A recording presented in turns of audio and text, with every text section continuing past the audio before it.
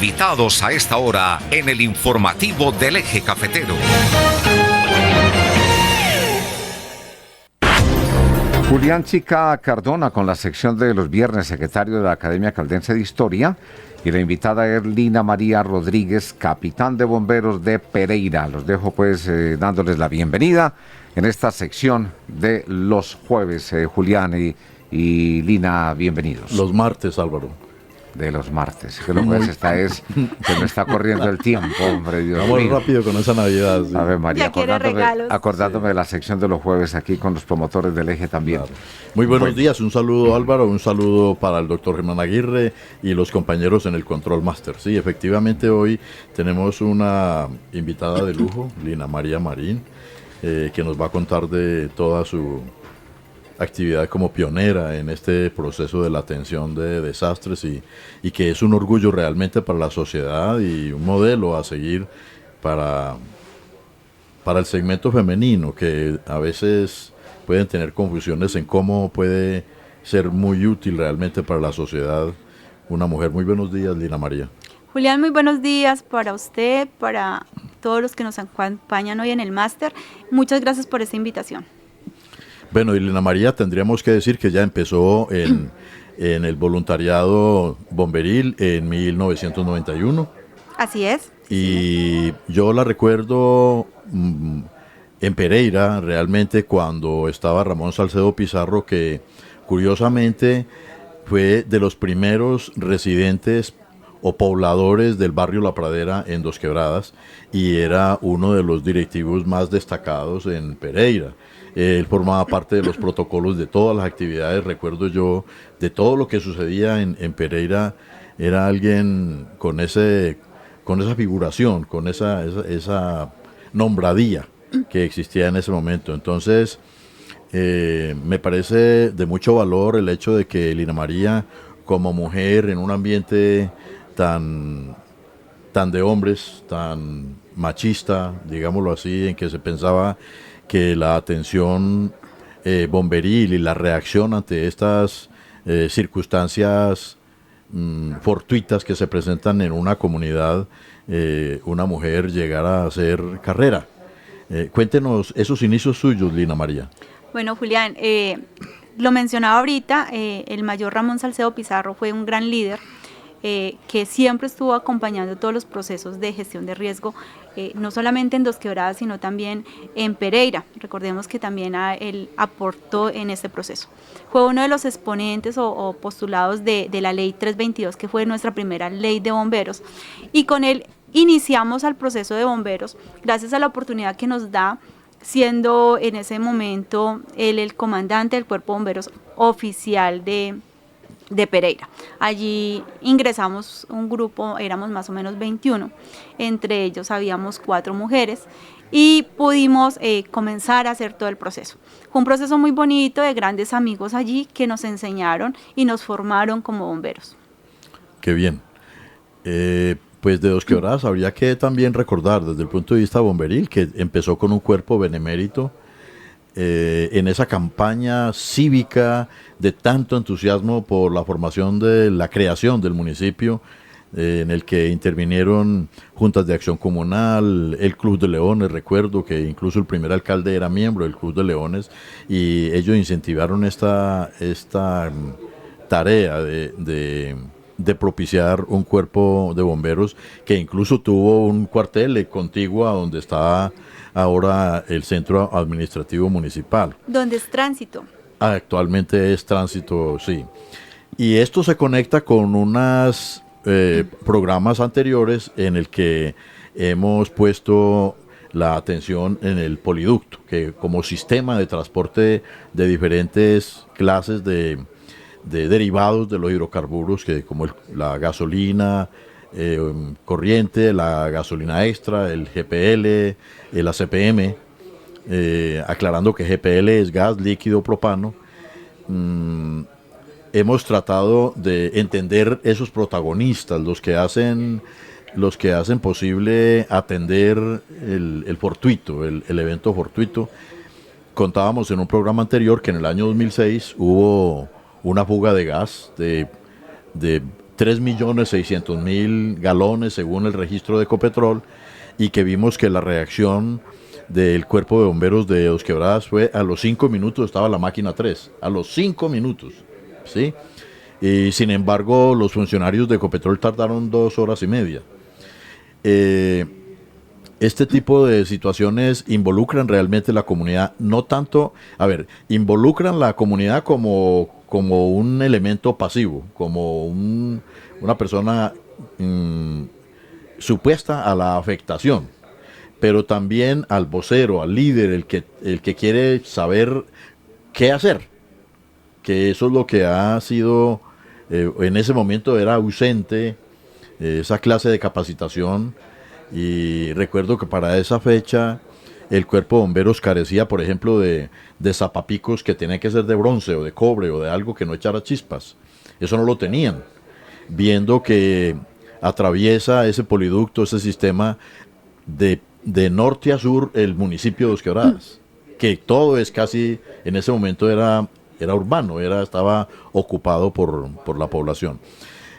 Esto lo digo es para preguntarle, en el año 2011, el 23 de diciembre, que estamos a 13 días de que se conmemoren 13 años de ese trágico momento, y que cada año entiendo que se celebra una Eucaristía en el lugar, sí. Pero que para no se sabe. Parece que hay una discontinuidad con los que han estado ahí.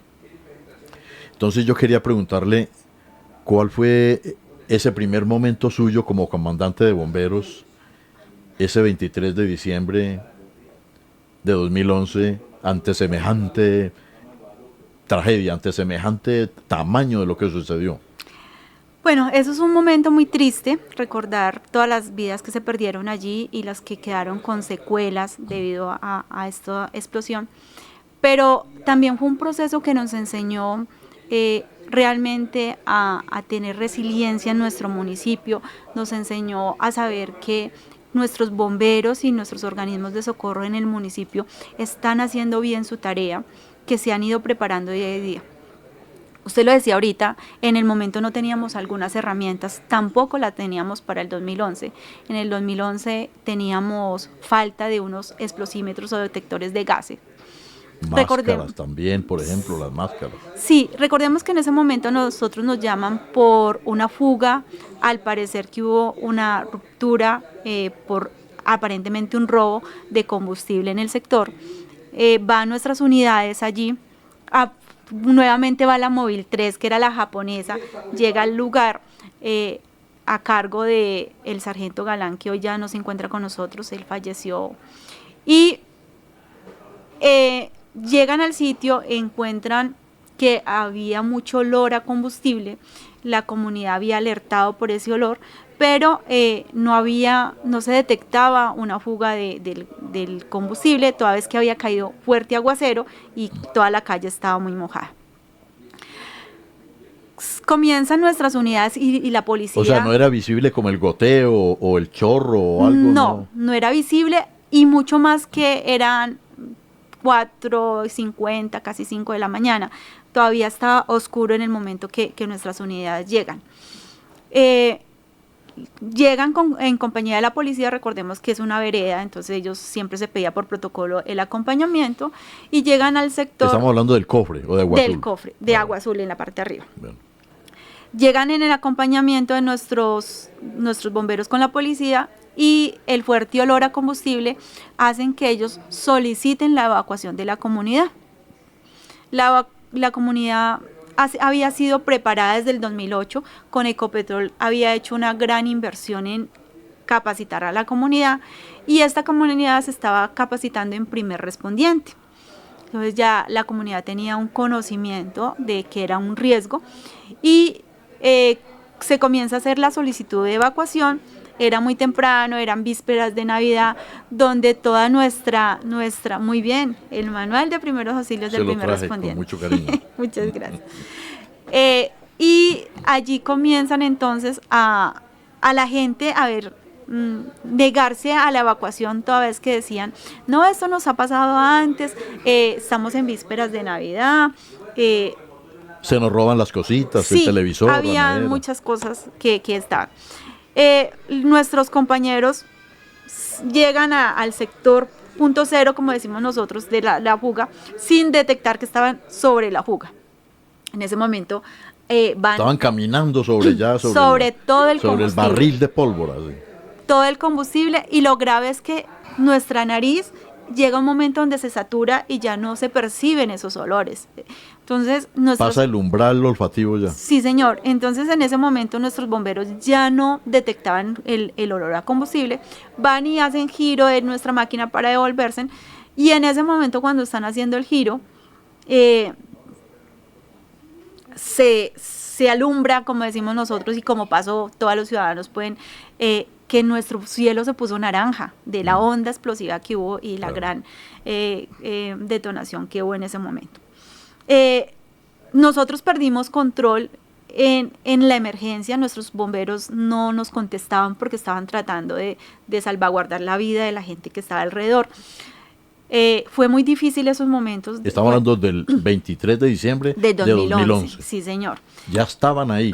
Ellos estaban allá. Como héroes del momento. Ellos fueron antes de que explotara ese proceso.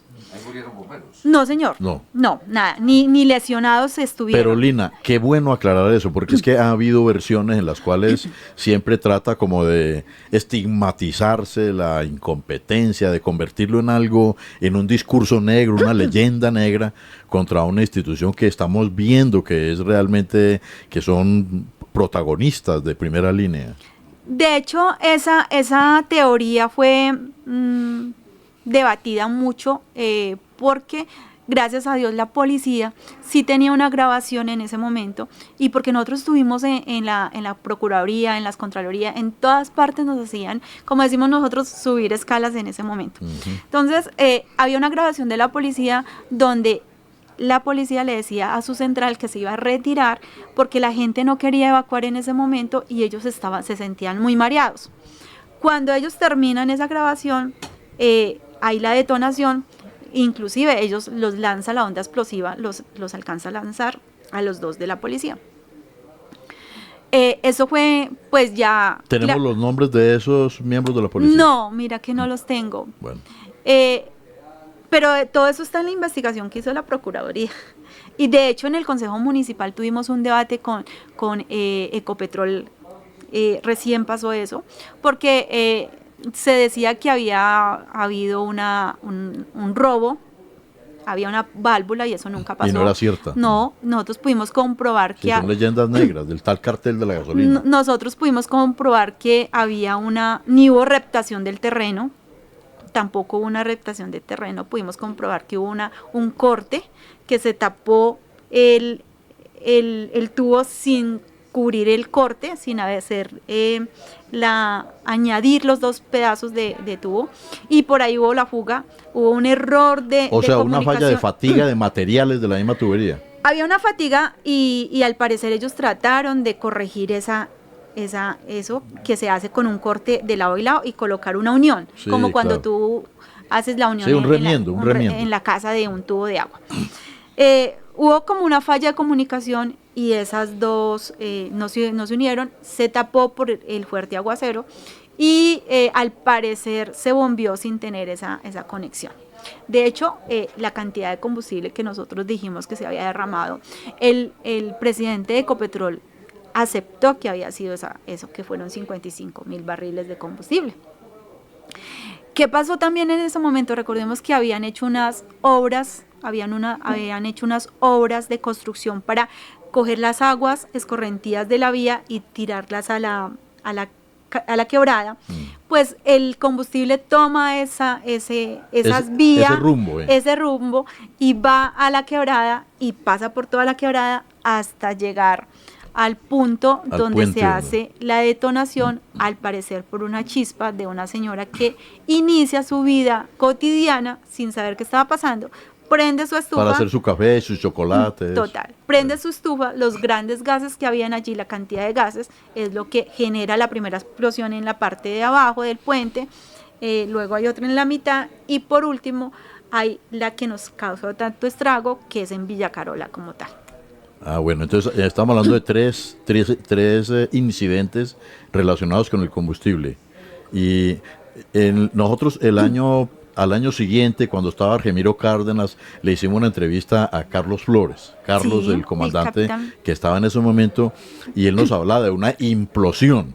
Usted que maneja todos esos términos ya técnicos, ¿por qué no nos dice cuál es la diferencia entre implosión y explosión, lo que es conflagración, lo que es deflagración? Bueno, lo hablamos primero para que la gente conozca o lo hagamos muy coloquialmente. Cuando hablamos de una explosión... Como haciendo el dibujito con plastilina. Cuando ¿no? hablamos de una explosión es que sale hacia allá. O sea, los fragmentos salen hacia el aire. Centrífugo, sí. Exacto. Cuando es una implosión, se succiona, como lo que hacen en los grandes edificios que colocan la pólvora, la dinamita en las bases y el edificio solamente cae en su Para la parte. demolición, sí. En ese momento, entonces, recordemos que el capitán Flores estuvo también allí con nosotros ayudándonos porque él tiene una característica especial de investigador de incendios. Nos ayudó muchísimo también en esa investigación y detectamos que toda la acumulación de gases que habían allí, Villa Carola estaba en una curvita de la quebrada y allí se acumularon todos los gases.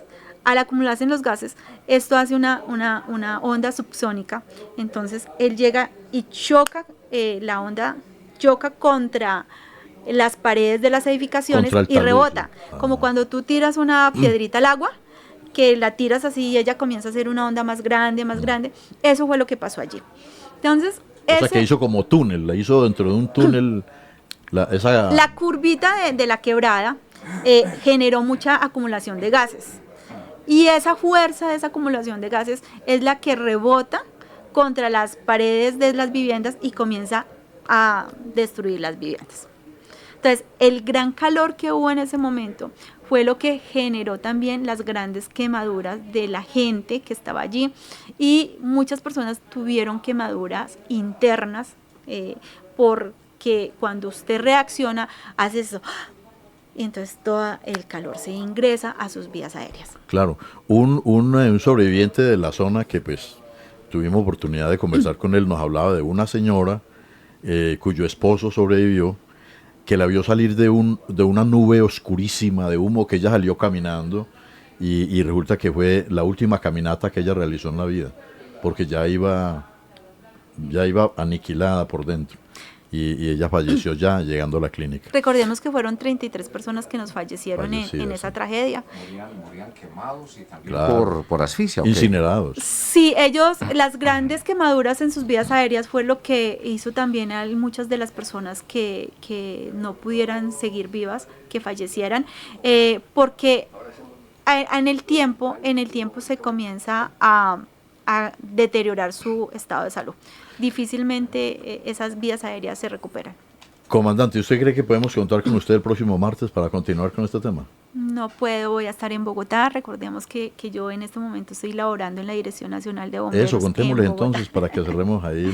Bueno, después de la salida del 31 de diciembre con el gobierno del doctor Diego Ramos, salgo del gobierno y tengo la fortuna de conocer desde primera mano la Dirección Nacional de Bomberos y estar allí vinculada en la Dirección Nacional de Bomberos.